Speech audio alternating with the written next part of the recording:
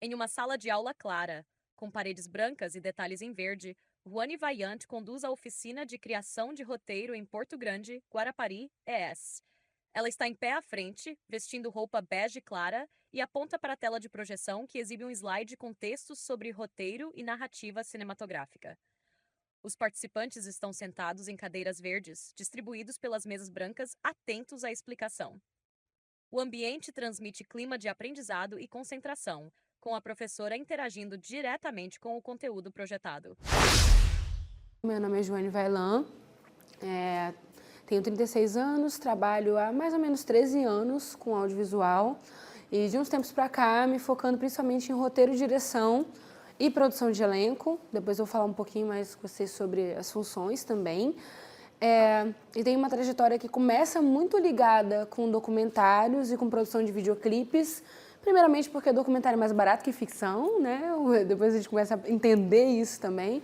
Documentário às vezes é mais possível pelo esquema de produção.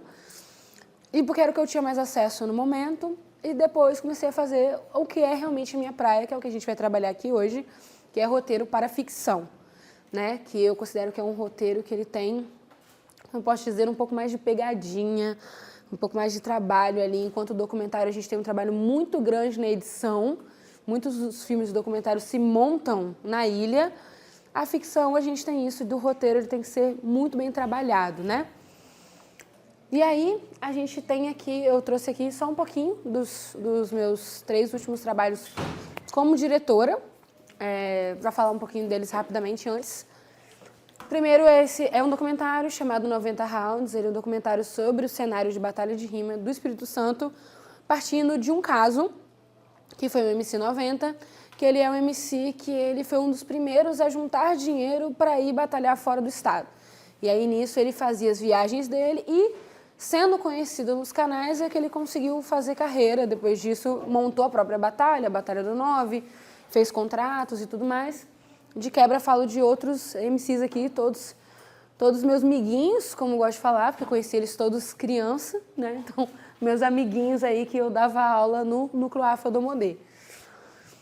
Deus é Menina foi meu primeiro curta, que eu digo assim, tem muita diferença de curta com dinheiro e sem dinheiro. Então, esse foi meu primeiro curta como diretora com dinheiro, né?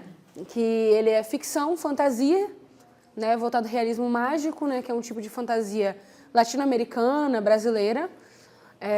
Esse filme foi o filme meu, que eu lancei ele no ano passado e desde então já foi para muitos festivais, tanto aqui no Brasil quanto fora. Já estreiei nos Estados Unidos, na Índia, na Inglaterra também com ele. É um filme que tem rodado muito em festivais infanto-juvenil e festivais voltados para fantasia, que é algo que quem fez aula de distribuição talvez pegou um pouco disso, né? Não sei se alguém aqui fez, que fala um pouco dessa parte de para onde você, né? Como você direciona. E eu direcionei, e o Hora Dourada, uma espécie de continuação. Ele é um filme que eu já fui sabendo, eu já fui pegando o público do Deus é Menina e já estou escrevendo ele agora para os festivais que eu sei que eles vão entrar, né? Esses dois, eles são baseados no contos do meu livro, Deus é Menina e Sua Fantástica Ilha, que, por incrível que pareça, foi lançado depois do filme. Por quê? Por causa do dinheiro. Porque eu consegui aprovar depois, na Secult.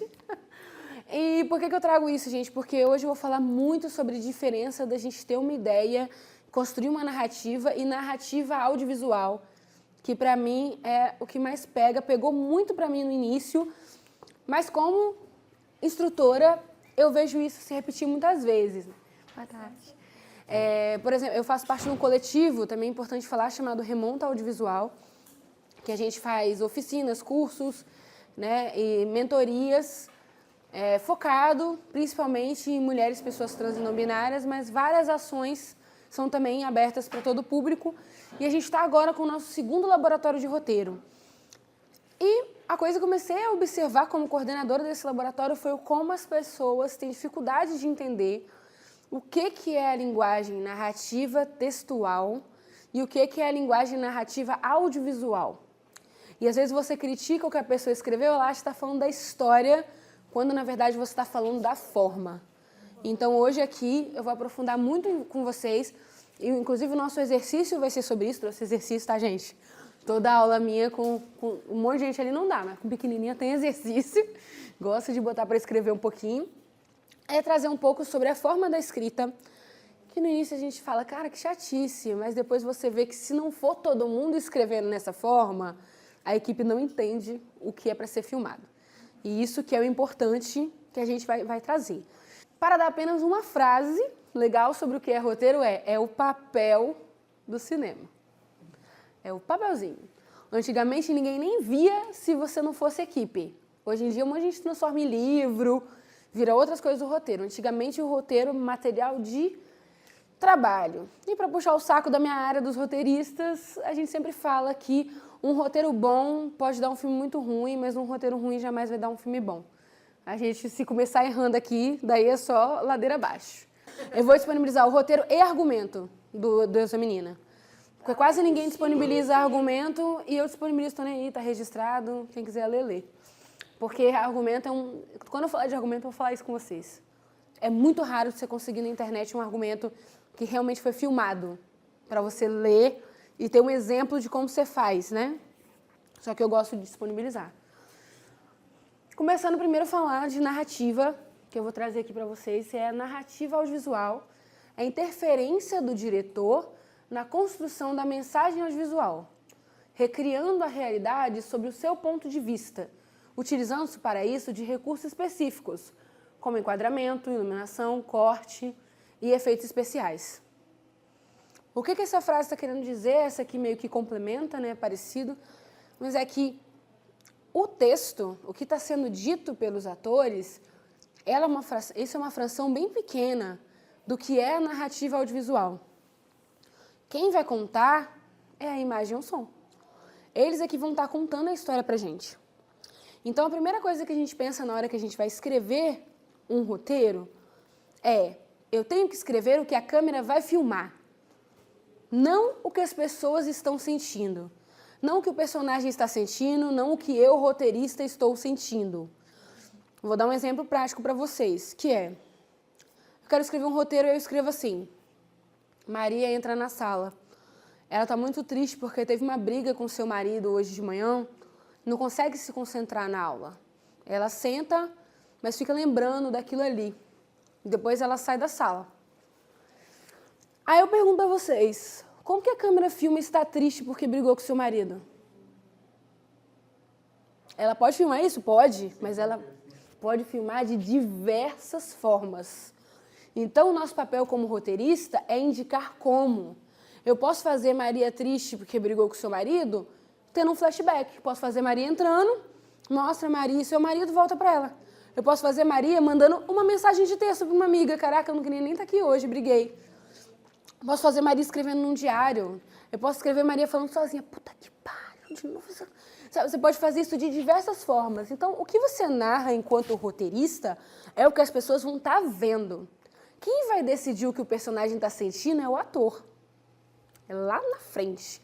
Quem vai decidir se Maria é filmada de muito longe ou muito perto, você pode indicar. Mas quem vai decidir o final é o diretor junto com o diretor de fotografia.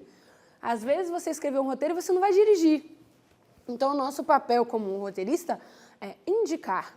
Você pode dizer ali tudo de uma forma que a pessoa vai entender. Por exemplo, se você fala: Maria estava triste, uma lágrima escorre dos seus olhos e ela passa a mão sobre a cabeça. Se essa é a sensação que você quer colocar e você acha isso muito importante para o seu filme, é claro que na hora que o diretor pegar aquilo para ler, ele não vai filmar você de longe. Ele vai ter que aproximar a câmera para ver a lágrima.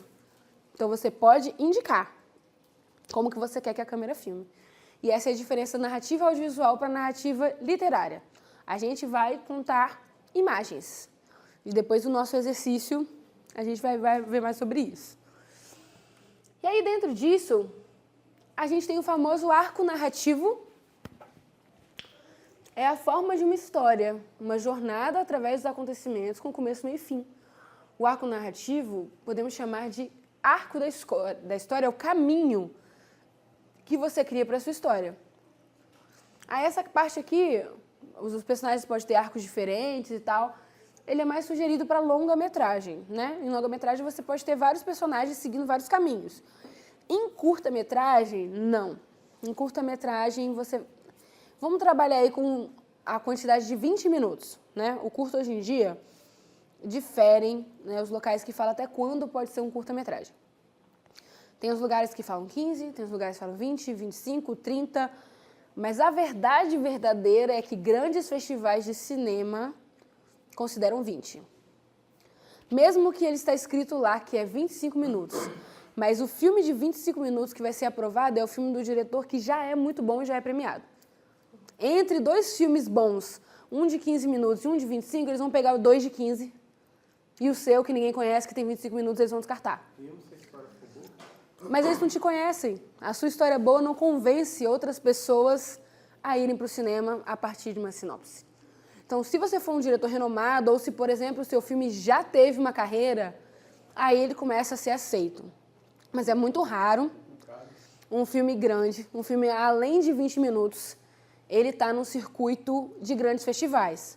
Aí vai depender também do nicho, né? Por exemplo, o meu nicho é fantasia.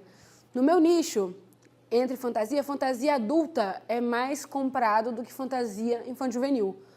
Então, eu prefiro deixar o meu filme até 20, porque eu sei que entre um adulto e o meu, que ele é mais infanto-juvenil, eles vão acabar preferindo o adulto. Mas tem gente que vai fazer terror psicológico ou fantasia mais adulta, que eles botam um filme de 25, porque eles sabem que o tema deles está em alta. Você concorda com isso? Cara, concordar não concordo, só não tenho nada pra fazer sobre.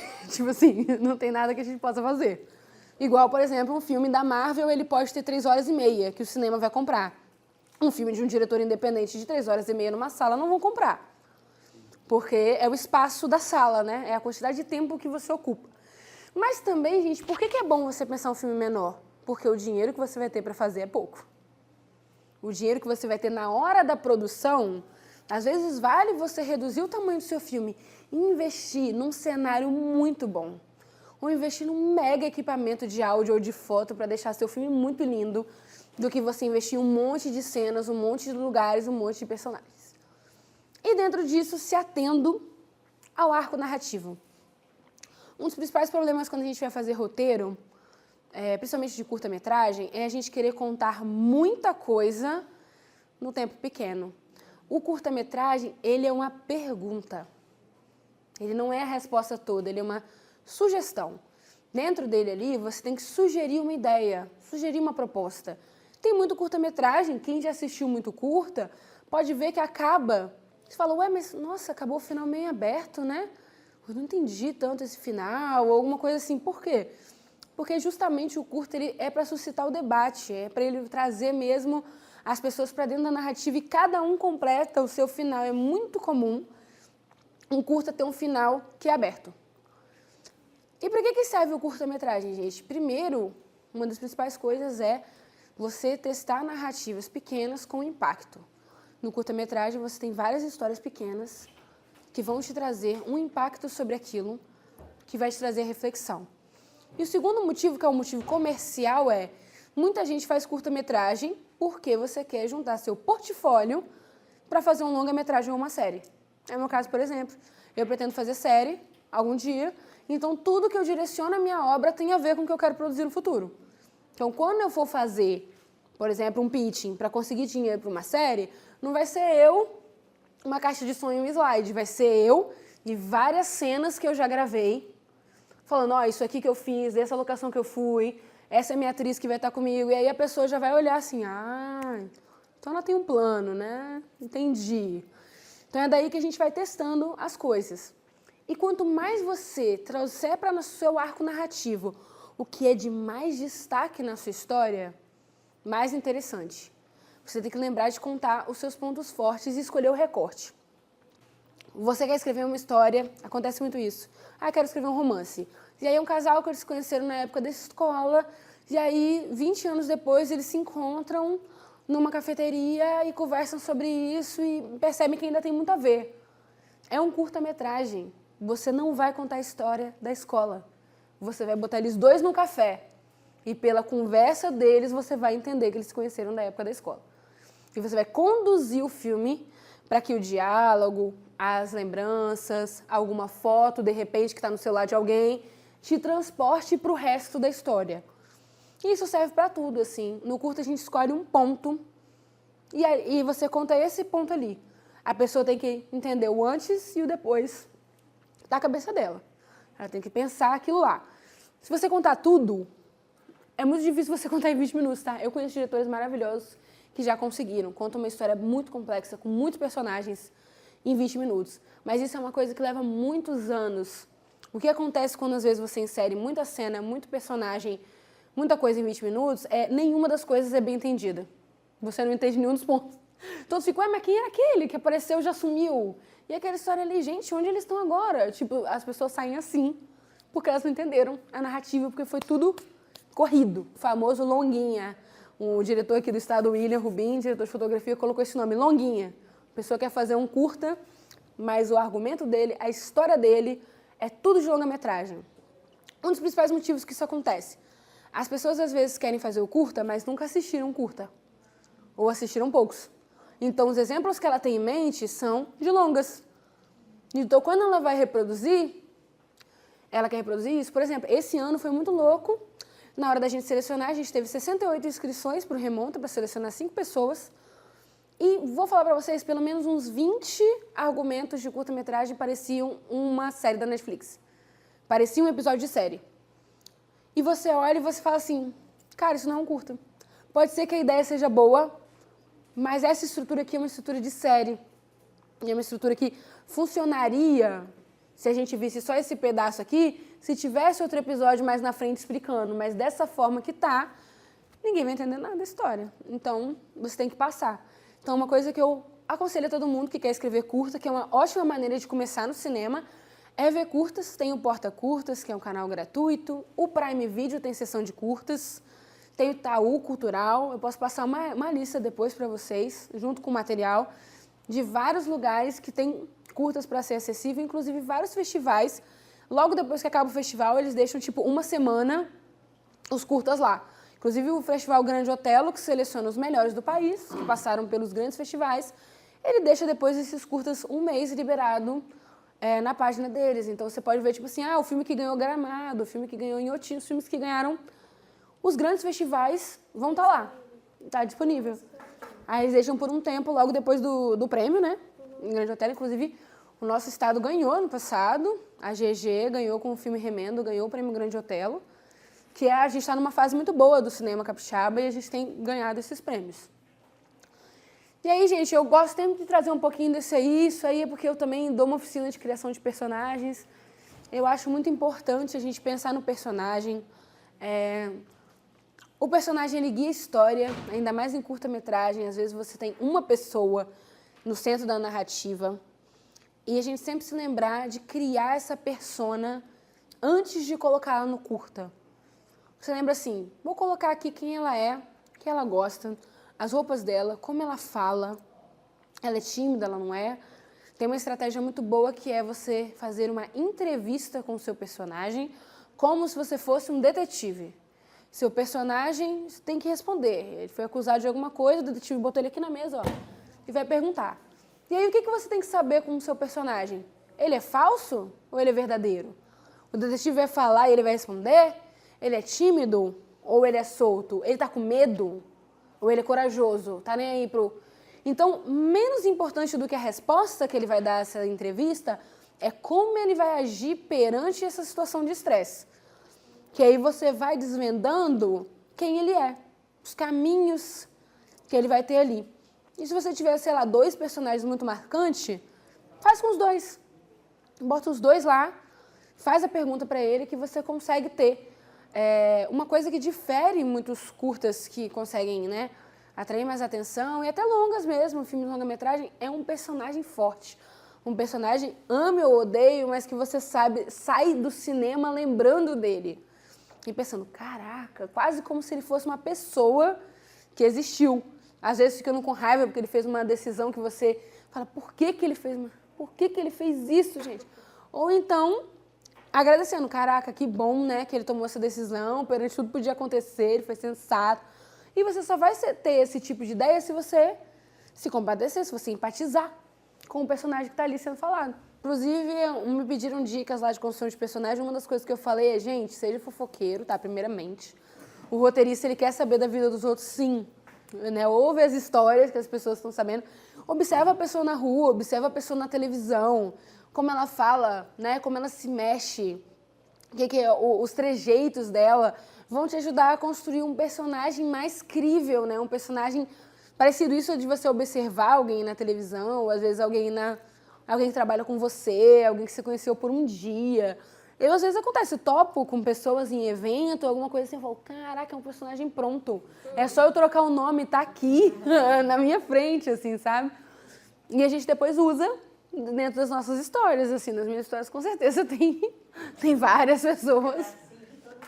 É, sim. E é legal também, às vezes, você também se coloca, você é um deles. Às vezes você é um deles que está ali, né, se colocando. No Hora Dourada, tem a personagem que é a Rubi, que quando a gente foi fazer, perto da época de gravar, eu não estava achando a atriz. E aí eu falei, vai ser eu. Vai ser eu porque dentro dessa história eu sempre fui a Rubi. Eu sempre me vi como a Rubi, né? Que ela é essa pessoa que ela é mais velha, é uma elfa, ela tem 150 anos, mas ao mesmo tempo que ela tem muita experiência, ela tem muita insegurança, e aí ela é uma pessoa agitada, gosta de falar muito, mas ao mesmo tempo gosta de ouvir, gosta de aprender e tal.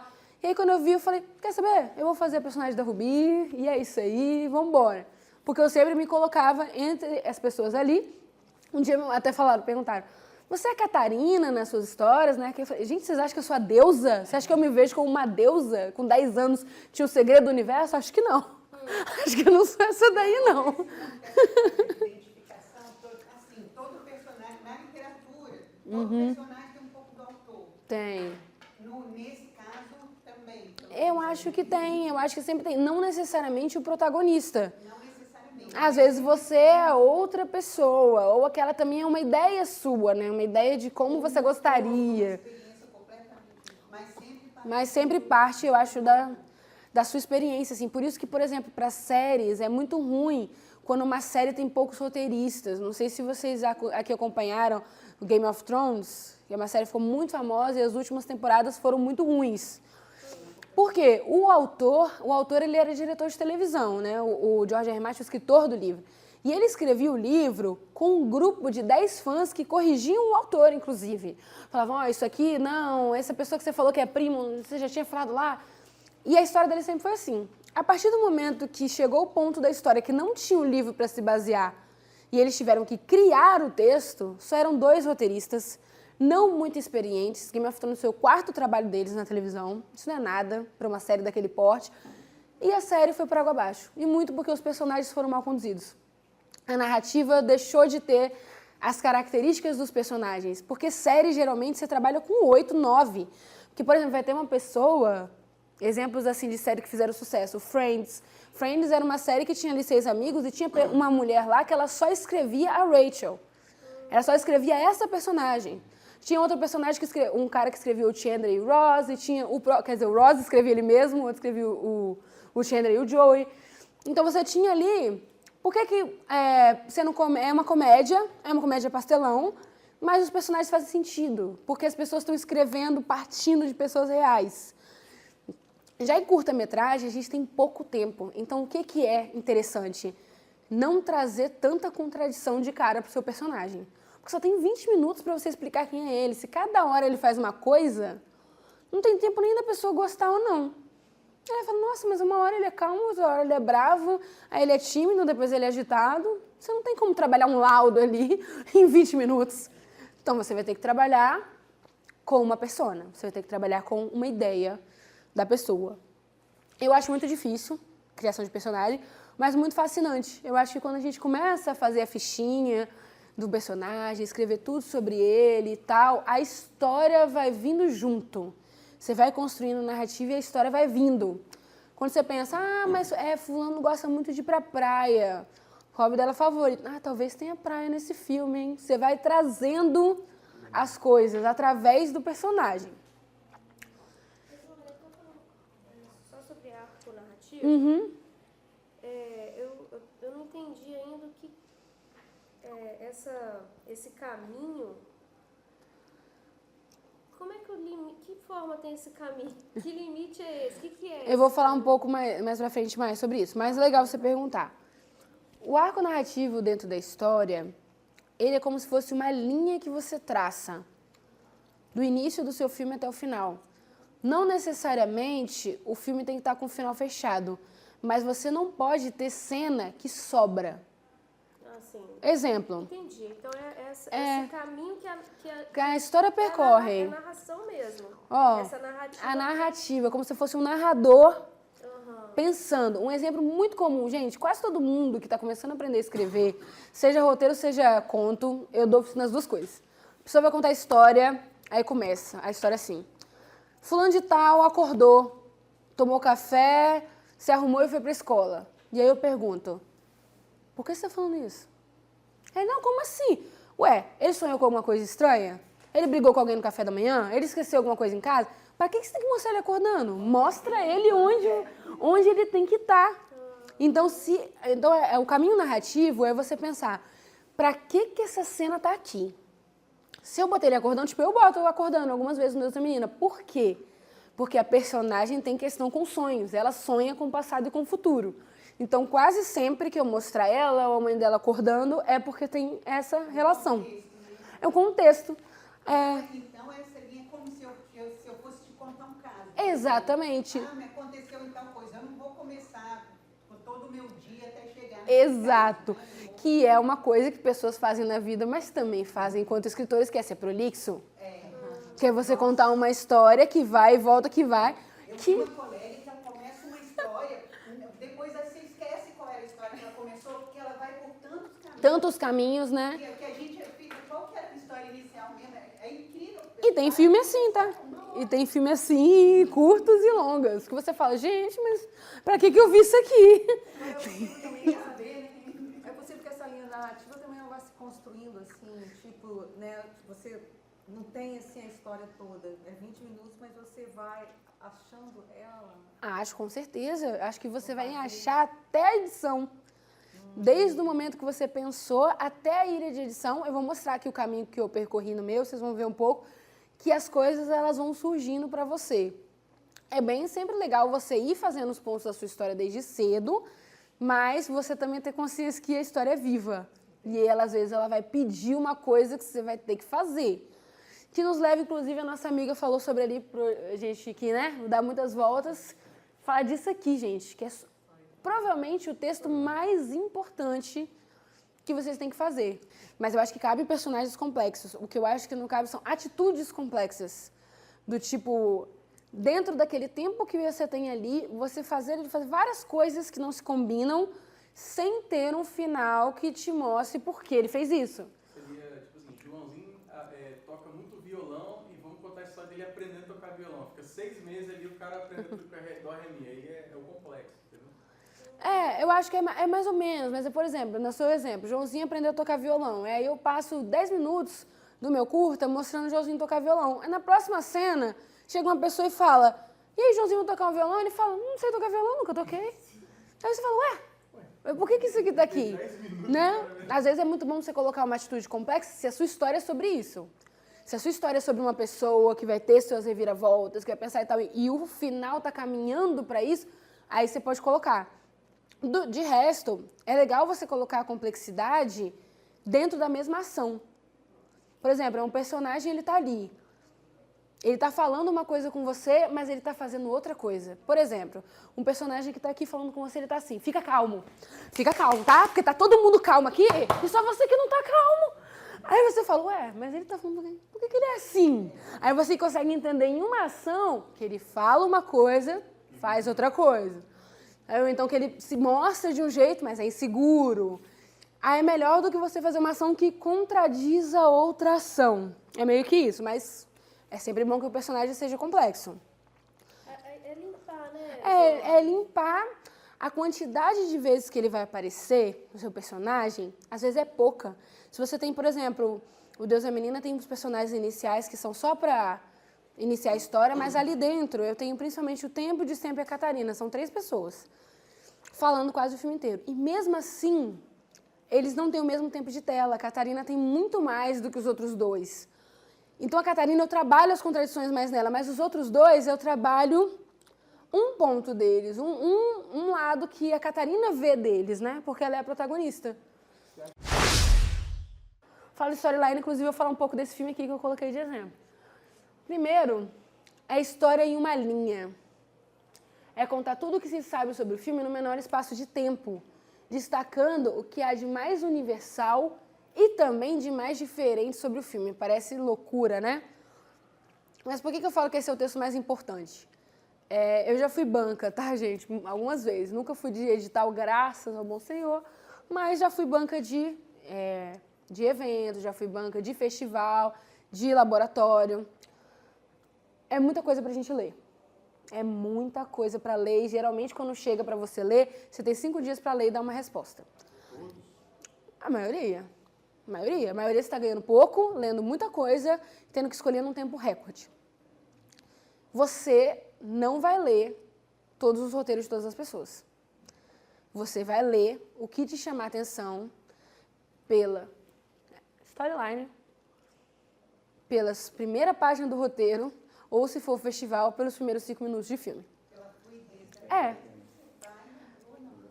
Porque tipo assim, gente, você tem... Porque não é que a pessoa é boa ou ruim, ou que é o gosto pessoal dela, não é isso. É porque os festivais, os editais, eles têm linha de editoração. Tem coisas que que é o que eles querem passar aquele ano, que é a proposta do festival ou do edital, e tem uma coisa que não é. Tem coisas que já são regras. Por exemplo, eu consigo, só de ler um storyline, saber se o filme da pessoa é gigante. Tipo assim, nossa, por tudo que ela tá falando aqui, não vai fazer em 20 minutos mesmo. Não tem como dar dinheiro pra essa pessoa desenvolver esse filme. Mas tem um pouco da parte que eu acho que é muito perigoso, a gente pega a parte técnica e esquece que a gente também é espectador. A gente também é espectador. Então, às vezes, até pelo seu olhar de espectador, É. que história chata. É impossível, gente. É impossível você desmembrar esses dois lados. Mas às vezes você tem que pegar, tipo, sei lá, você vai trabalhar na curadoria de um festival. E o festival vai te falar o que ele quer. Ah, esse ano eu quero filmes assim assado. Então, mesmo que talvez não seja a sua praia, você vai ler e vai falar, beleza. Isso é até bom, porque a pessoa que escreveu, por exemplo, eu escrevi para aquele festival. Meu filme não foi aprovado. E eu olho os filmes que aprovaram, nenhum filme se parecia com o meu. Então, eu sei que aquele festival não tem a linha do meu filme. Não é que seu filme seja Às vezes o meu filme não é ruim. Às vezes o meu filme é ruim também. Mas... É perigoso, cara, que às vezes o cara, nessa linha, ele não teve a oportunidade de mostrar, às vezes a história toda é foda. Mas o mundo não é justo. Por exemplo, você sabia que os votantes do Oscar não assistem os filmes? Eles não assistem os filmes. Eu vou problematizar. É a pessoa falando que às vezes, eu não estou defendendo. Não, tudo bem. Se você pega um roteiro inteiro e joga na IA, ela vai colocar o critério de que em segundos. Aí acaba perdendo a função, entendeu? Como assim? Eu falo, o risco da profissão é esse. Que a tecnologia ela chega e fala assim, não, já que o ser humano não tem critério de ler tudo e aprovar, eu vou jogar no robô, o robô vai fazer o critério dele e vai, tipo assim, aí o mercado vai entender que, pô, isso aqui tá legal, ficou bom o roteiro. Sim. Mas o critério do robô é técnico. É. E o filme não fala só com a tecnicidade, ele fala com as emoções também. E, por exemplo, assim, vai depender da linha. Por exemplo, se o seu filme for super comercial, às vezes isso vai dar certo. Né? Por exemplo, a Disney, né? Pessoas muito comerciais, a Marvel, eles sempre utilizaram, né, gente? Porque IA, hoje em dia, existe IA, como a gente conhece, mas você utilizar escritores laranjas, histórias repetidas, reaproveitar roteiros que já foram feitos, isso sempre foi feito. Mas isso não funciona no cinema independente, porque as pessoas estão procurando outra coisa. Muito difícil você ver um filme assim escrito, que você vai ler e você vai falar, nossa, muito bom isso, né? Sendo por IA, talvez em algum momento. Não que seja criado por IA, seja analisado por IA. Ah, sim. Padrões de qualidade. Ah, tá. Mas eu acho muito difícil. Banca, assim, talvez alguém utilize, tá, gente? Que o futuro disso é, tipo, eu tô buscando um filme que fale de encontro amoroso na escola. Sim. E aí eu vou pegar 1000 roteiros e colocar na IA. E ele vai ver. Ela vai cruzar dados e falar, pô, tem 100 aqui pra você. Não, mas se a gente cair nessa armadilha, pode ser com qualquer coisa. Por exemplo, eu vou selecionar um candidato para trabalhar na minha empresa. Eu vou selecionar um negócio. Então, isso sim, isso não tem como... Não tem aquelas maquininhas de karaokê que dá nota? Depois você descobre que você pode cantar desafinado, se você quiser. Tudo fictício. Porque o que eles pegam é o Você cantou bem. É meio que isso. Mas eu acho que você está falando isso por uma questão de ser meio julgamento, né? Ah, é. Não conseguir ler todos, Gente, mas olha só, por que que... né? Mais nesse ponto de... Por que que o edital ele tem várias camadas, né? Por exemplo, a banca, elas são geralmente divididas em 3. Tem a banca que vai julgar o seu aspecto técnico no sentido de, principalmente, que eu falo, quando você for escrever um projeto um dia, gasta muito tempo fazendo isso. Orçamento. Eles vão ler o seu orçamento. Eles querem saber se você sabe gerenciar e se é possível fazer aquele filme. Eles vão ler os seus documentos iniciais, storyline e o argumento. E depois eles vão estar, pitching, entrevista ao vivo com você. Se você chamou atenção nessas duas partes, você vai pro ao vivo. É aí que caem muitos laranjas. Que a pessoa passou aqui, só que quando vai lá e ela vai falar do filme dela, ela não faz ideia. O cara faz uma pergunta, ela não sabe responder. Ela não está imersa. Ela não está imersa. Então, às vezes, eu já passei com um filme que era assim, sei lá, 400 se inscreveram, foram 30 pro pitching, para passar 10. Meu filme passou em 29 naquele pitching. E eu falei, eu vou dar uma melhor lá, vamos embora, entendeu? Eu sou a menor nota, vamos ver aqui, praticamente a menor nota que vai rolar. E era o 90 House, no caso. Só que o negócio era tão dentro da minha própria vida, era tão fácil para eu falar sobre aquele negócio, as perguntas para mim eram tão naturais, a minha resposta, que eu acabei sendo aprovada. Foi por aí. Eu acho que isso faz isso do storyline, eu lembrei muito da aula que a gente fez de distribuição. Falam muito do Ela storyline. falou sobre encontrar e buscar palavras que descrevem muito aquilo que você está falando. Nossa, Você sim. fazer um filme que é ancestral, então Tem que gente botar. no storyline, eu coloco ancestralidade e tal. Eu queria dar um exemplo também que foge um pouco do cinema, mas nessa pegada de buscar uma palavra, algo ou alguém que defina aquilo que você está dizendo. Por exemplo, 30 livros não seriam capazes de descrever o que é a música popular brasileira. Mas se hoje eu pudesse definir a música popular brasileira em uma palavra só, eu falaria Pixinguinha. Então, Legal. eu acho que é isso, é você pensar em palavras. Legal, hein? Um bom sinopse de filme ou livro. São assertivas para você dizer, eu quero falar sobre isso. E é possível. Olha, uma informação inútil pra você. Enquanto eu ainda não tenho o sexo do meu bebezinho, o apelido dele é Pixinguinha, dentro da barriga. Tenho chamado ele de Pixinguinha. Adorei isso. Vou te provocar Que é mais, unissex, hein? unissex. Ó, Pixinguinha, ele tratava as crianças como pizinguim. Pizinguinha? Pizinguim. É? Eu fui produtor da banda Pizinguim. E Ah, que legal. Do Pixinguinha. Gostei, hein? Gostei. Como que uma palavra Aí, ó. puxa, Mas eu adorei, por exemplo, o que você falou é isso, é exatamente isso, é o storyline. É uma síntese e é uma coisa assim, na vida você vai encontrar muito do que a gente chama hoje, o termo é em inglês, né? Pode ser traduzido, mas players, que são as pessoas que têm o dinheiro. Vamos traduzir aqui? Quem tem dinheiro? Pode ser ele, o secretário de cultura, pode ser ele, o dono de uma grande produtora, pode ser ele, o organizador de um grande festival. Você vai encontrar com essa pessoa na rua e ela fala assim, então, Bárbara, sobre o que é o seu filme? Aí você, então, são 2 amigas, não, peraí, na verdade são 3, aí elas vão viajar, só que antes da viagem, elas têm uma briga, mas aí é na viagem que elas descobrem que, na verdade, o cara já foi embora, tá? Ele tá aqui, ó. Fala, caraca, se você não sabe contar o que é o principal do seu filme, quem dirá eu? Que quero passar aquilo ali, que quero, entendeu, te dar uma oportunidade. Isso é a mesma coisa quando você envia para festivais ou editais, tipo, a pessoa, ela vai ler aquilo ali. E é claro que ela vai ler, assim, às vezes ela vai conseguir ler mais aprofundadamente outras coisas que você escreveu. Só que a primeira impressão dela vai ser esses documentos menores, é o storyline e é o argumento. É com aquilo ali que ela vai trair o tom do seu filme. Tem uma brincadeira que eu até falei na outra sala, que a galera é mais nova, talvez aqui já fique mais evidente, se dá, que a galera falava do roteiro assim. Um cara chega para um produtor de cinema e fala, então, eu quero fazer uma história muito massa, muito diferente. Ele é sobre um amor, sobre um amor, um menino pobre e uma menina rica se apaixonam. Só que ela está prestes a casar, está noiva, então ele não sabe se ele tem muitas chances com ela, mas ele continua nessa amizade mesmo assim para ver o que dá. Aí o produtor, bacana, já tem uns outros 200 filmes com essa sinopse, mas estão a bordo do navio Titanic e o navio vai afundar.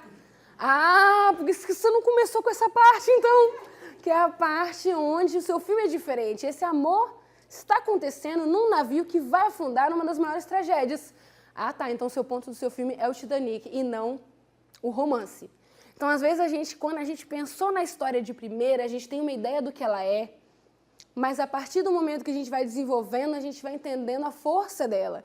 E é na força dela que a gente vai bater na tecla toda vez que a gente for falar sobre o nosso filme, porque a gente vai ter que entender a força da nossa narrativa. Trouxe aqui um exemplo de storyline. Esse não é a sinopse verdadeira do filme, é o storyline. Quer dizer, esse não é o storyline, é a sinopse como foi para o cinema. O storyline revelava o final. Seguinte, Chris é um jovem fotógrafo negro que está prestes a conhecer os pais de Rose, sua namorada caucasiana. Com o tempo, ele percebe que a família dela esconde algo muito perturbador. Essa não é a sinopse pro Corra? É o Corra. Tá vendo? Por que ele sabe? Porque foi bem feita. Porque ele consegue ler um pedacinho e ele já viu o filme e já sabe, já identifica. É importante ele colocar aqui que o fotógrafo é negro e a família é branca, porque a história é sobre isso. Se fosse sobre outra coisa, se fosse sobre assim, nossa, é um conflito, ele vai conhecer a família da namorada, não conhece, como vai ser? Não precisava, mas ele colocou que esconde algo perturbador. E por que ele usa a palavra, como ela disse, uma palavra assim, perturbador? Porque é suspense. Se fosse comédia, a família dela esconde algo de muito doido. Sabe? Se fosse uma outra aventura, sei lá, e a família esconde algo muito estranho. Mas aí ele coloca perturbador porque ele já quer que você saiba que é um suspense psicológico. Storyline, ela é como se fosse a primeira linha da sua carta de apresentação para a editora. Você tem que explicar muito rapidamente, inclusive em cartas para editoras, no seu primeiro parágrafo tem que estar o melhor do seu livro e depois você destrincha. O storyline é isso. No argumento, você vai desenvolver isso tudo. Mas o storyline é sintetizado. Coloquei o meu também aí, porque depois eu vou dar o exemplo de como que eu fiz, né? Catarina é uma menina negra de 10 anos que foi a primeira pessoa a nascer no planeta Ilha. As divindades locais, tempo e destempo, acreditam que ela possa ser a nova deusa do local e decidem conviver com a menina para ter certeza da sua escolha. Fiz questão, eu poderia ter colocado assim, a primeira pessoa a nascer na ilha. Né? Beleza, na ilha. Mas a pessoa pode achar que é uma ilha normal, uma ilha qualquer, mas eu coloco planeta ilha. Não existe planeta ilha onde a gente vive. Na nossa realidade não tem um planeta chamado ilha. Então, como eu já coloco ali, planeta ilha, a pessoa fica, então já deve ser fantasia, né? Ou ficção científica, é outro planeta. E aí eu podia colocar, as divindades locais acreditam que ela possa ser a nova deusa. Mas eu coloco o nome das divindades porque eles têm nomes que se associam com coisas que a gente conhece. Tempo e destempo. Você fala, como assim? O tempo é o Deus? Então, são palavras que eu trouxe para tentar trazer a curiosidade para o que eu ia passar no filme. Então, o storyline serve para isso e tem uma dica muito importante. Assim que vocês tiverem a ideia, vocês escrevem o storyline. Escreve. Depois que você escreveu o argumento, a escaleta, o roteiro, você reescreve. Você vê o que ficou de mais interessante na sua história e você volta. Às vezes você não vai precisar mexer quase nada. Você vai entender que estava bom. Mas às vezes você vai ver que tem uma palavra que você podia trocar, um personagem que você podia destacar. É, pra mim, muito difícil. Eu acho que tem que pensar. Eu queria muito melhorar ainda na minha forma de escrever, mas é muito importante. Não, a Catarina também, mas o storyline em si, eu acho que o storyline é muito difícil de ser feito. Tem alguma regra de caracteres, a quantidade? Cara, na hora de você enviar para os locais, vai ter divergências. Né? Tem uns que vão falar que são 250 caracteres, tem um que vai falar um parágrafo, tem um que vai contar a contagem de palavras. Mas eu costumo falar que a gente pensar em 3 linhas, a estrutura de 3 linhas dentro de um parágrafo é utópico. Aí, se você tiver que mudar uma coisinha ali, você consegue, mas tentar não ser muito pequeno, tipo uma linha, e nem muito grande, 2 parágrafos, que provavelmente você vai ter que cortar. Principalmente para questão humana, o cara olhar ali rapidão, ler rápido. E também porque é isso, né? Uma coisa que você vai falar com alguém assim, você viu aquele filme? É sobre tal, tal, tal. A pessoa vai falar rápido sobre isso, assim, também, né? Próximo passo aqui, o argumento, a gente já tem que trazer o gênero narrativo. É muito interessante você, na hora que você vai escrever o seu argumento, você já definir qual é o gênero narrativo que você vai trabalhar. Porque o jeito que você narra uma comédia, que você narra um drama, que você narra um suspense, é diferente, né? Então, se você dá dicas do que é ali seu gênero, vai também direcionar você, quem vai te selecionar, e a sua equipe, que é o mais importante. A sua equipe que vai fazer o seu figurino, que vai fazer sua fotografia, que vai fazer tudo, eles têm que entender o clima do seu filme, lendo o seu argumento, o seu roteiro. E é que às vezes vai o diretor, mas porque a equipe não entendeu o que eu quis dizer. Mas será que você explicou? Será que você parou para escrever de um jeito que as pessoas pudessem entender o que você queria dizer? Tem um diretor assim, eu queria um plano assim, ó. Aí assim, né? Vem uma pessoa ali, aí o diretor de fotografia, tipo assim, se vira, né? Mas quando, na verdade, o diretor pode falar, então, eu queria um plano que ele fosse um enquadramento tal. Eu queria um plano, digamos, que ele fosse um contra-plongé de manhã, inspirado num filme do Tarantino X, que eu vou te mandar aqui a foto, só que gravado ali em Vila Velha. Aí a pessoa, aí a partir daí o diretor de fotografia vai fazer a magia dele. Porque se você só der coisas vagas no seu roteiro, a pessoa também vai trazer o mais genérico possível. O argumento, gente, aí que tá. Olha a contradição do argumento. Alguém aqui já escreveu o argumento no processo de fazer um roteiro? Já escreveram? O argumento, em edital, você sabe que é o principal arquivo de um edital, é o argumento. E olha como ele é contraditório, né? É um texto em prosa, conta a história do filme, mas não se atenta a todos os detalhes. Ou seja, é para contar tudo, mas não é. Contando ela do início ao fim. O argumento é um material de trabalho do roteirista, pois ele é a sinopse. A sinopse grande é o argumento. E também de venda do material. Então, ao mesmo tempo que ele não é um texto em prosa, ele não é um conto, ele não é uma novela, ele não é nada disso, ele também não é o roteiro. Então, você não pode colocar ali os diálogos, as cenas que são só cenas de passagem, coisas que são pormenores você não coloca, mas ao mesmo tempo você tem que passar o clima do seu filme. Uma defesa do filme, é uma defesa, mas também aí que tá, mas também é a sinopse. As pessoas que forem trabalhar com aquele filme futuramente, eles vão se ater ao argumento para poder fazer as coisas, né? Mais detalhado do que uma sinopse e também mais dramático. Eu tinha muita dificuldade de escrever o argumento no início, porque, né, eu mostrei aqui até o meu livro para vocês, eu parto da literatura. Meus primeiros filmes profissionais eu fiz por volta de 2016. Meu primeiro livro, que eu lancei foi sozinha, eu lancei em 2015. Já tinha lançado uns 3 ou 4 contos dentro de coletânea. Então, por vir da literatura, às vezes eu queria trazer, às vezes um tom mais poético, às vezes eu queria trazer isso de uma forma que não é a forma do argumento. Em algum momento, eu me deparei com um meio termo que funcionou, né? E o que aconteceu para mim? Eu vi um argumento, é muito difícil achar argumentos, mas eu achei esse, e ele era do meu filme favorito, que é O Labirinto do Fauno. Fala assim, né? Eu tenho favoritos em momentos, mas ele sempre esteve no meu top 10, eu amo esse filme. E o Guilherme Del Toro, o diretor, ele conseguia narrar o argumento que era só descrição do que a câmera filma de uma forma poética. Ele começava tipo assim, um canto se ouve ao fundo. A voz impregnada de choro, mas também de beleza.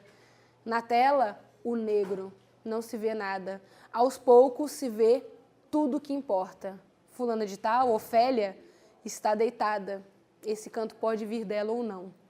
Você fala assim, cara, ele não está falando como ela se sente. Ficou muito foda isso aí. Ele descreveu a cena toda. Ele descreveu a cena, mas ao mesmo tempo ele falou triste ou feliz, não falou cansado, não falou características que são literárias, mas ele usou palavras que mostram. Esse filme é poético. A pessoa que vai ler vai saber, pô, beleza, é um filme de guerra, é um filme que fala sobre uma ditadura, só que quando você vai ver o filme, é sobre uma criança encontrando poesia e uma fuga fantástica mesmo no pior momento da vida dela.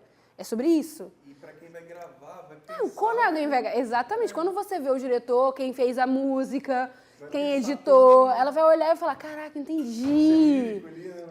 Então, eu tento fazer um argumento que ele vai trazer assim também. Não sou o Guilherme Del Toro, tá, gente? Meus argumentos não vão estar aos pés desse. Mas trazer isso. Aí vamos supor, se o seu filme ele é um filme agitado, se o seu filme é uma comédia, a sua escolha de palavras vai dar o tom para as pessoas entenderem, né? O que você quer passar com ele. Sem você precisar ser descritivo demais ou sem você precisar colocar nos seus personagens pensamentos que não tem como se traduzir em imagens. Então, esse é o mais importante. Eu li, eu consigo ver essa imagem. Aconteceu agora, no projeto que eu estou orientando, a pessoa me descreveu uma imagem, um negócio que era muito interessante, assim. Falava ali sobre uma menina que estava descobrindo os poderes dela. Era uma menina mágica, só que ao mesmo tempo é uma metáfora ali para a puberdade. E eu, várias vezes, voltava o argumento e a gente falava, presta atenção nessa parte, presta atenção nessa parte. E ela achava que a gente não queria mostrar esse processo de mudança, que a gente estava querendo dizer que não era importante. E eu falei com ela, fulana, lê de novo e me diz, como você vai filmar isso? Ela falou, não, então, é bem assim que eu vou filmar. Eu vou filmar ela andando e no meio que ela está andando, ela percebe que alguns objetos se mexem um pouco enquanto ela anda, ao mesmo tempo que ela sente as batidas do coração dela e o corpo dela se move mais rápido. Falei, então por que isso não está escrito? Por que você escreveu que fulano está descobrindo seus poderes ao mesmo tempo? Sabe? Escreve isso.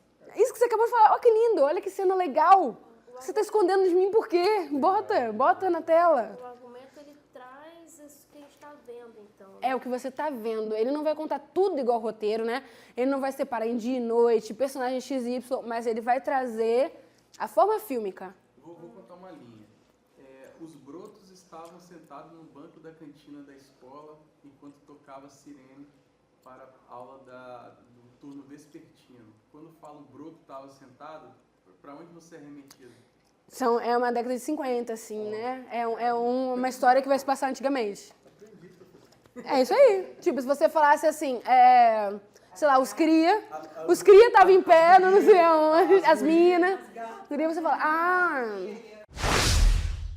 É o seguinte, o argumento você costuma pensar assim, se meu roteiro vai ter 20 minutos, a regra é que ele tem que ter mais ou menos 20 páginas, né?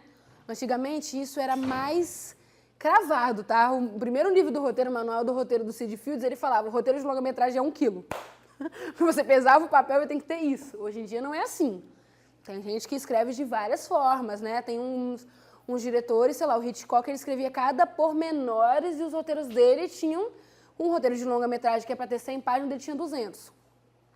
Tem uns diretores, tipo o diretor Terence Malick, do Árvore da Vida, ele escrevia assim a cena, casal entra no quarto e briga. Aí chegava para os atores lá e falava, então, briga aí. Sobre o quê? Sobre o quê? Ué, ensaia. Vamos fazer aqui preparação de ator e vocês vão me dizer por que é a briga. Então, vai diferir. Só que, quando a gente está falando de nós que estamos começando e temos que pegar financiamento com as pessoas, a gente tem que pensar mais ou menos assim. Por que 20 minutos, 20 páginas mais ou menos? Porque cada cena do seu filme, ela vai ter que ter mais ou menos 1 minuto. Cada pequena cena ali. E aí, quando você pensa 20 páginas, você pensa que o argumento, que é o resumo sem os diálogos e divisão da cena, ele tem que ter mais ou menos 4 páginas. É um cálculo assim. Se o seu argumento tem 10 páginas, se o seu roteiro tem 10 páginas, talvez seu argumento tenha 2 páginas. É você pensar balancear entre o que você escreveu de roteiro e o que é importante no seu filme. Mas os editais, eles vão te dizer também. Eles vão falar, tantas páginas. Já me aconteceu várias vezes. Eu tenho um argumento pronto de 5 páginas, sei lá. Aí o festival fala, até 4. Aí bom, vamos lá, né? Aí eu tenho que refazer, cortar um pouquinho. Mas se você seguir essa linha de um curta-metragem ter entre 2 e 5 páginas, você vai estar quase sempre seguro dentro da história ali contada. Mas é complexo. Por exemplo, um argumento de curta pode ter 4 páginas e tem longas que são 8 vezes o tamanho daquele curta e tem um argumento de 10 páginas. Porque... porcentagem, mais ou menos, 20%? Eu acho que é um pouco assim, entendeu? 20% do tamanho do seu roteiro. Só que, por exemplo, tem filmes que o que você vai escrever no argumento é muito simples. Vamos supor, é uma cena de ação e na hora que você vai escrever o seu roteiro, você tem que escrever um carro bateu e foi ali, fulano pegou um volante, aí veio um negócio lá. E no seu argumento você pode escrever, uma grande confusão aconteceu no trânsito, algumas pessoas ficaram feridas e tal, o carro explodiu. Então depende do que seu filme vai estar falando. Às vezes, se a gente está falando de um filme que ele é drama, às vezes a cena no roteiro e no argumento vai ter quase o mesmo tamanho. Só que o que vai mudar é os diálogos e a inserção de o número de cenas e tal. Mas, gente, mais alguma dúvida no argumento? Antes de eu passar só rapidamente pela escaleta? Sim, o storyline, ele é o argumento não é para vender? É. O storyline é para quê? Também, pra vender também. Só que ele é o primeiro É o tipo primeiro coisa que as pessoas do veem. argumento? Não, ele vem antes separado. Quase todo edital vai te pedir. Tipo assim, apresenta seu filme, assim. Então ele é menor mesmo. Bem menorzinho. Ele é 3 linhas na história numa linha. Ah, é bem daquele tamanhozinho. É, aquele É uma tamanho. sinopsezinha. Sim.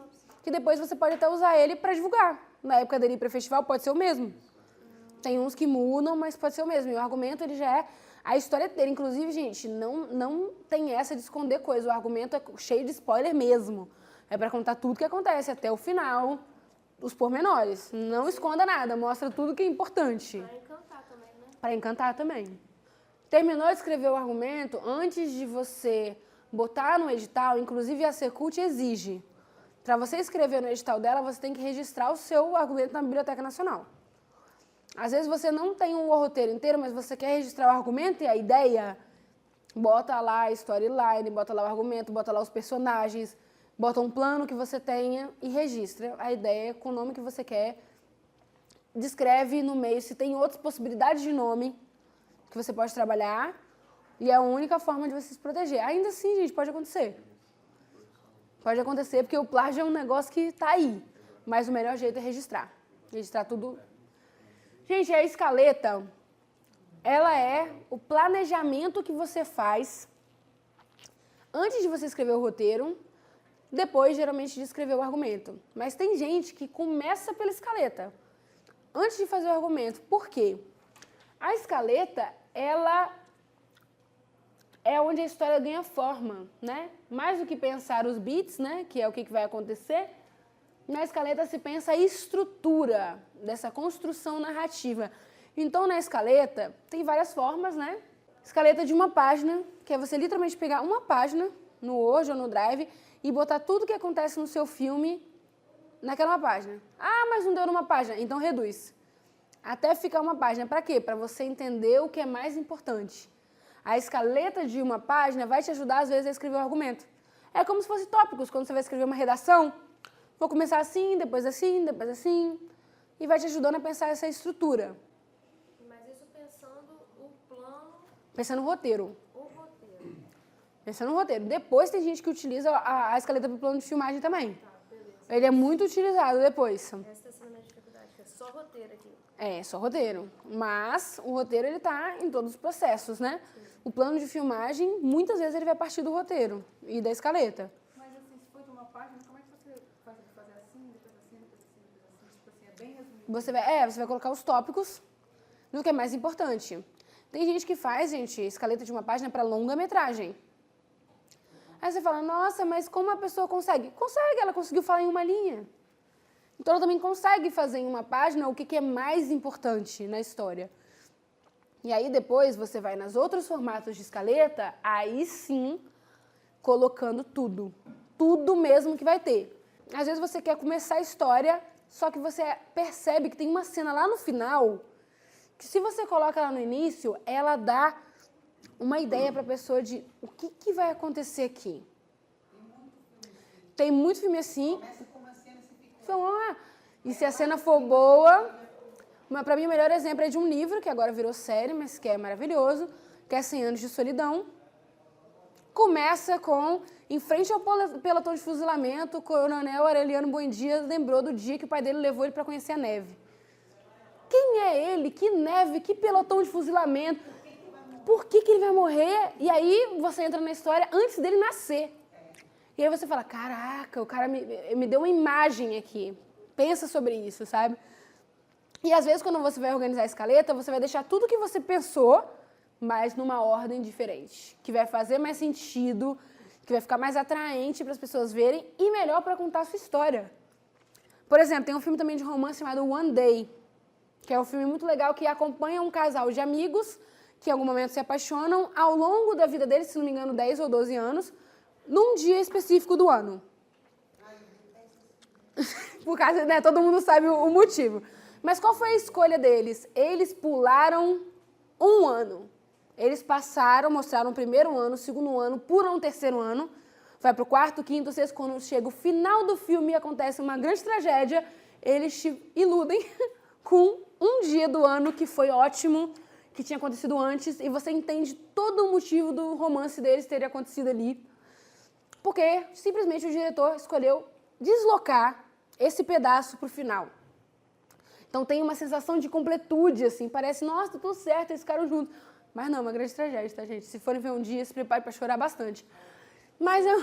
É igual Cidade Oi? dos Anjos. Não, o One Day. Esse One Day. O Sendo Solidão também. Você vai chorar por gerações. É igual Cidade dos Anjos. É igual Cidade dos Anjos. É, tem um ponto. Mas você odiou porque você se afetou. Não é porque você achou o filme ruim.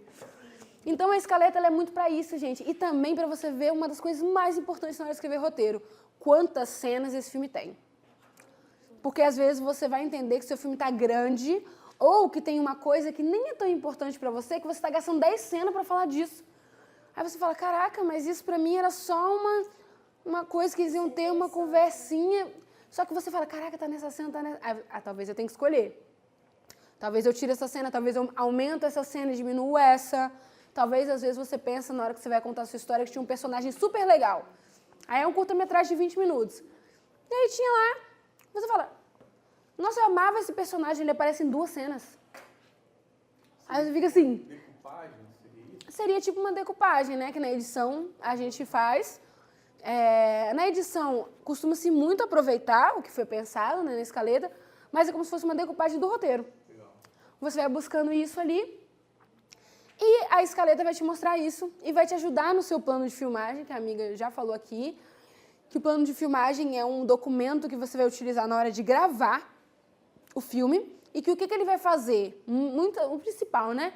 Ele vai organizar a ordem que você vai gravar e qual cena grava com qual. Porque a gente não grava igual a gente está vendo, né? A gente não começa o filme pela primeira cena e depois vai para a segunda. A gente vai agrupando... Atemporal. A gente vai agrupando as cenas que tem a ver e o que tem a ver com produção. Por exemplo, meu filme que é de gente doida, só grava em praia, no meio de floresta, com um monte de doideira. Então a assistente de direção vai pegar aqui e vai falar, não, o primeiro dia vai ser no estúdio, a equipe nem se conhece ainda, então vai ser essa cena aqui de estúdio, que é mais tranquila. Aí depois você tem 3 cenas de praia, essas 3 cenas de praia vão ser no mesmo dia. Aí depois essa outra cena aqui, é isso que o plano de filmagem vai fazer, ele vai pegar isso e agrupar.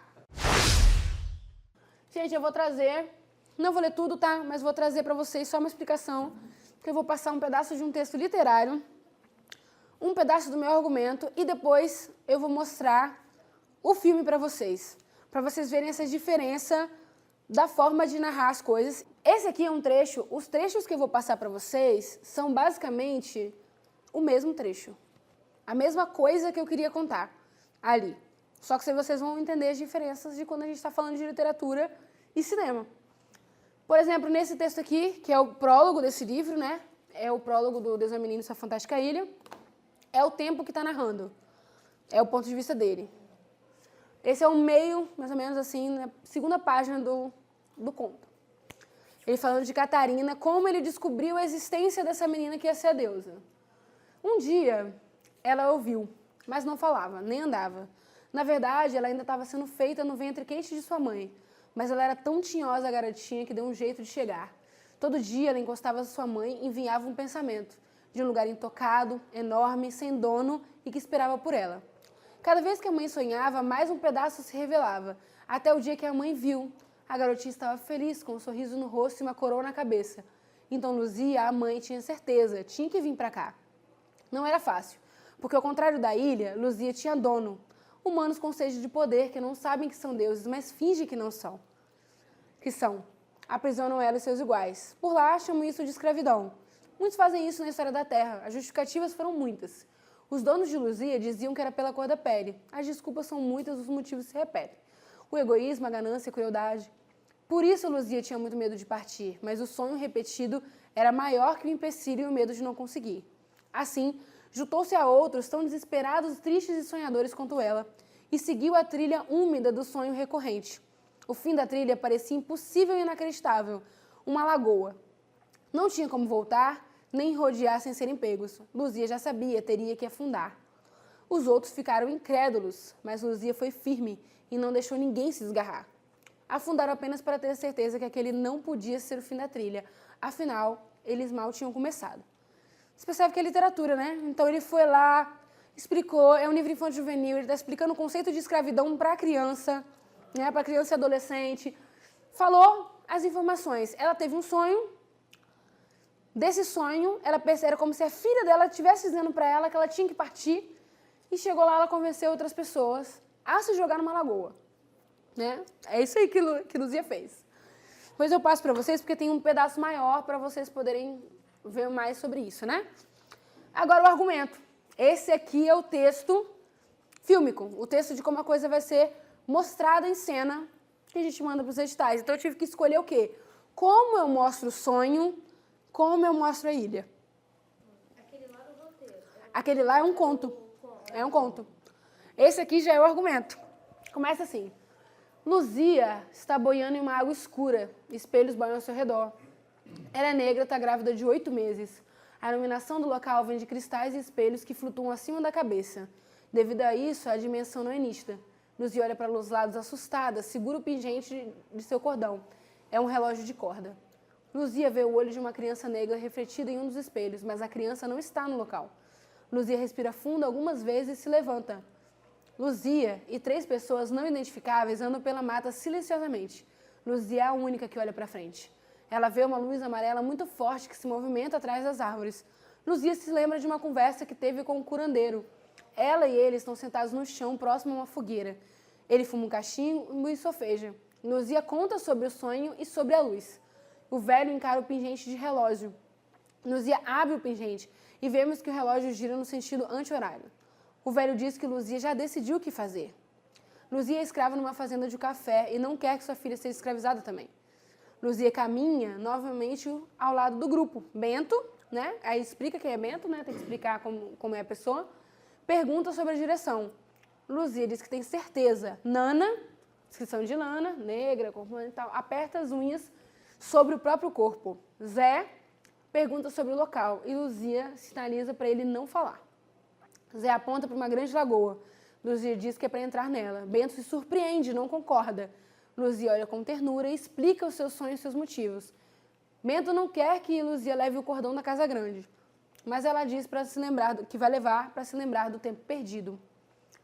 E aí, depois aqui vai ser aquela cena final ali que eles vão entrar na lagoa. Depois vocês verem o filme, eu vou falar curiosidades do que mudou e por que mudou. Vou passar aqui um pedaço do filme, mas vocês já viram que eu tive que decidir umas coisas, né? Tive que decidir que eu ia falar do sonho e como que eu ia falar do sonho. Ela tem que contar do sonho para alguém, né? E como que ela vai lá? Tem que mostrar ela andando. Como que a filha Consegue se comunicar através dela. E o fato que você repete a Luzia várias vezes é proposital, assim, para causar É. emoção. Fala o nome dela várias vezes. Da Luzia. Naquele momento. Poderia, mas você... Aí tem 2 motivos. É isso, é para dar um protagonismo para ela e porque em algum momento esse protagonismo muda para Catarina. Então, se eu ficar falando ela, as pessoas podem ter uma dúvida. Depois, se eu não falar ela, é Catarina ou é Luzia. Então, geralmente eu falava do tempo, no nome delas mesmo, porque vai ter um momento de interjeição onde as duas vão trocar esse protagonismo. A Catarina vai assumir. E aí eu começo a falar Catarina, e no final eu estou falando ela, porque a pessoa já entendeu. Que é a Catarina mesmo que está ali como protagonista. Conto, eu escrevo assim, Luzia convenceu muitos outros, porque no conto eu não pago, né? Eu poderia escrever, Luzia convenceu 100 pessoas, o povoado inteiro. Ali eu tive que sintetizar na metáfora. É tipo isso aí. Pode perguntar. Eu ia citar justamente essa questão de você ter falado das roupas que eles estavam, a própria questão que você traz uma música que é o canto de Nanã, da Umbanda. Sim. Já traz toda essa questão, como eu tinha lido no roteiro, a questão de Oxum. Então traz tudo isso da própria religião de matriz africana. Sim. Sim, inclusive sou eu que faço aquele ali no início. Eu fiz pra testar, pra menina fazer igual, só que aí o diretor de som gostou e botou. Eu mesmo só percebi 1 ano depois. Alguém, é você, né? Eu, não, gente, era a Luciene. Aí depois o mixador, não, Joane, era você mesmo. Aí eu, pô, bacana, nem sabia. Mas aí, gente, o que eu quis fazer foi o seguinte, o curta-metragem ele não tem grana, né? Fatos. Quando a gente fala a quantidade que era nessa época, todo mundo pensa, nossa, quanto, né? Que é 80 mil. Era, né? Mudamos para 100, agora vai ser 120. Gente, não é nada. Não é nada. A não ser que as pessoas estejam trabalhando de graça e sem comer. Não é que eu falo que se eu sair um dia da direção, eu vou abrir para mim uma empresa de van. Porque quem ganha metade do dinheiro é a van, que leva a gente para estar nos locais. Aí as roupas, a estúdio. Fica para o edital de circulação para audiovisual. Para audiovisual, você levar a sua equipe até o local, já seria ótimo. E aí, a gente vai reduzindo as coisas, né? Então, em fantasia, eu pensei, tem efeito especial nesse filme, inclusive, tem uns momentos que teve aquele do espelhinho lá no início, mas vai ter muitos outros, assim. Só que perto da quantidade de fantasia que tem ali, é pouco. O que eu fiz? Eu trouxe para o discurso. O tempo e o destempo falam sobre isso, elas falam sobre sonhos, eles mostram alguma coisa que é só um reflexo, mas parece que é uma coisa maior. Essas são soluções que a gente cria para poder chegar no resultado, que é tentar mostrar essa fantasia com o mínimo de recurso que a gente puder, a gente mostrar ali. Às vezes é um recurso narrativo, né? Exatamente. Aquela coisa assim. E o significado. Vamos colocar esse valor de 100 mil. Esse valor de 100 mil também seria incluso para os equipamentos? Tudo. Ela perguntou assim, o valor do edital é de 100 mil, também inclui os equipamentos? Sim, mas tem um porém. Primeiro, praticamente em um edital você compra equipamento, não é permitido. Você tem que alugar. Tudo é alugado. Às vezes você pode até comprar, mas você tem que fingir que alugou. Aí são outros 500. Mas, e você vai alugar as diárias e às vezes você pode casar o profissional com o equipamento. Vamos supor, eu vou chamar a Natália Dornelas, ela tem equipamento de som. Eu faço o orçamento com ela, mais equipamento dela, que aí eu tenho um pacote, um transporte só, a pessoa já sabe operar aquele equipamento. Mas é por isso que a gente diz que fica caro, sabe? Desde o transporte das pessoas, a comida, a todos os equipamentos, a edição, efeito especial, ao cartaz do filme, tem que estar tudo dentro desse valor. Todas as coisas. E geralmente a gente fica sem dinheiro no final, o diretor, porque a gente quer fazer o melhor filme. E aí você dá o seu cachê no final, né? Essa é a verdade. Produtor, às vezes o produtor, quando ele é muito amigo, muito bom, ele entra, né? Você pensa em fazer mais projetos também? Quando é inclusive projeto que é evento, essas coisas, quem é o produtor costuma ser a pessoa que, né, tá ali. Mas você depois pode fazer circular, né, gente? Por exemplo, o Deus é Menina, quando me perguntava quanto você ganhou pra fazer o Deus é Menina, eu falava menos 5 mil. Tipo assim, eu não ganhei nada e gastei uns 5 mil reais pra poder finalizar e tal, fora escrever em festivais. Que todo festival que você escreve, muitos são pagos e a maioria em dólar. Aí você tá lá, vou escrever em tantos festivais, aí todos eles é $15 cada um, aí você tem que escolher. Mas agora tem editais de circulação da obra já pronta, não tem? Tem, só que eles são muito poucos, assim, não abarca, mas tem. Mas depois eu fiz o filme circular, eu ganhei alguns prêmios que foram em dinheiro, eu ganhei viagem, então a questão é você saber que o filme terminou, o seu trabalho começou o outro, que é o de distribuição. E é nesse momento, geralmente, que o diretor vai ganhar dinheiro, né? Distribuição. Fazendo o filme, às vezes, não é possível, é apenas, né, a vontade de fazer o filme. Mas quando você se inscreve e tal, você nunca sabe se você vai ganhar nenhum prêmio também. Né? Não sabe. E os prêmios são mais ou menos quanto? Ah, não, tem prêmio de R$500 até 50 mil, depende do edital, de onde você vai se inscrever, mas a questão geralmente quem é diretor também ele faz outras coisas, ou ele vende roteiros dele para outras pessoas, ou ele revisa projeto, ou revisa roteiro, ou dá palestra. É com esses valores que o diretor vai se mantendo e depois, com o filme pronto, você vai ganhando dinheiro. Inclusive, gente, em cinema mainstream, assim, tirando quem é muito rico, tem diretor que bota o dinheiro dele acreditando que o filme vai dar certo, assim, sabe? Que você vai lá e faz. Ele faz pra fazer o filme. E aí, às vezes, ele perde tudo. Às vezes, ele fica muito rico, né? O Star Wars é um exemplo que o George Lucas, ele abandonou o cachê dele e não tinha nem filmado nem metade do filme. Precisou de mais dinheiro. E aí, os caras falaram assim, então a gente vai ter que ter o direito do seu filme também. O direito de exibição. Ou seja, esse dinheiro de festivais, de prêmios, ele já ia perder quase todo. Ele aceitou para terminar o filme. Ele só falou assim. Então, mas tem uma coisa. E se o filme, por exemplo, eu quiser vender produtos do filme? Aí a galera da época assim, como assim produtos? Por exemplo, um pôster, né? Uma camisa, uma caneca. Aí os caras, tá bom. Esse dinheiro aí de produto do filme fica para você. Corta para 40 anos de bonecos de Star Wars, naves, camisas, mochila de pelúcia, uma coisa que ele, enquanto diretor, pensou. Meu filme é ficção científica, ele tem potencial para brinquedo, tem potencial para camisa, tem potencial para ursinho. E foi assim que ele ganhou dinheiro, senão não tinha ganhado nada. Eu também sou fã, tenho um monte. Eu sou uma que dá dinheiro para ele. Eu tenho tudo também, gente, eu amo. Baby Yoda, assim. Então, vamos lá. Gente, que lindo! Se eu soubesse, eu tinha pedido para ouvir aquele dia. Gente, alguém tem mais uma última pergunta para finalizar? Alguma coisa? E queria agradecer muito a vocês, gente, pelas dúvidas, pela participação, pelo que vocês trouxeram do exercício de vocês também. Muito importante essa troca aqui, que eu acho que foi incrível. Vocês trouxeram muitas coisas. Espero que vocês tenham gostado também. É isso, gente. Obrigada. Palmas para vocês também.